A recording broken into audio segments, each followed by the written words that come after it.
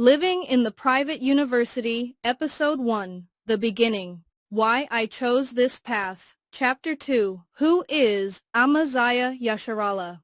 Before we dive into everything this channel is about, I think it's only fair that you know a little about the person behind it. My name is Amazayah Yasharahla, and for over 8 years I have devoted myself to studying, researching, and understanding administrative processes, documentation, consumer matters, trusts, litigation procedures, and the many systems that affect our daily lives. This wasn't something I learned overnight. It wasn't something I discovered through a single book or a weekend seminar. It has been years of reading, years of researching, years of asking questions, years of reviewing documents, years of learning from both victories and challenges. Like many people, I reached a point where I realized that if I wanted to make informed decisions, I couldn't rely solely on what someone else told me. I needed to read for myself. I needed to study for myself. I needed to understand how processes actually worked. That decision changed my life. It taught me the value of patience, the value of preparation, the value of keeping records, the value of asking better questions, and most importantly, the value of taking responsibility for understanding my own affairs. Over time, what began as personal study grew into something much larger. Friends started asking questions. Family members wanted help understanding paperwork. Others wanted guidance on where to begin their own research. One conversation turned into another, then another. Before long, I found myself teaching what I had spent years learning. That teaching eventually became what you now know as living in the private university. Not because I claim to know everything, not because I have every answer, but because I believe that when we learn together, ask thoughtful questions, and commit ourselves to understanding the processes that affect us, we become better equipped to make informed decisions.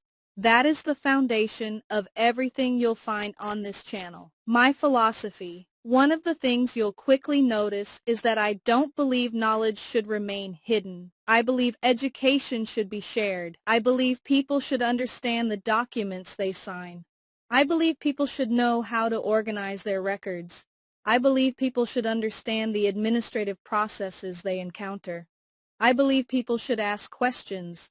I believe people should continue learning throughout their lives. Because education isn't just about solving today's problem. It's about preparing for tomorrow's opportunities. That's why I don't simply want to answer questions. I want to teach people how to think critically, how to research, how to stay organized, and how to approach their own matters with confidence, preparation, and integrity.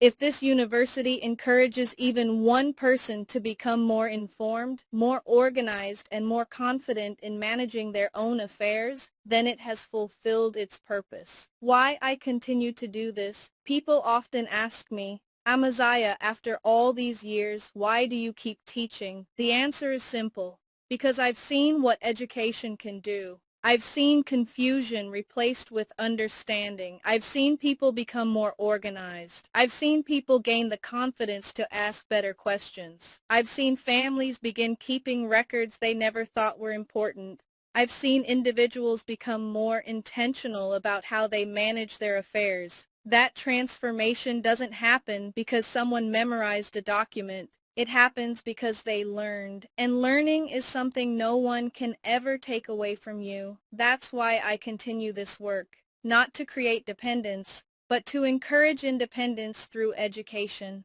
Now that you know a little about me, let's talk about something even more important. What does living in the private university actually mean? Because it's much more than the name of this university.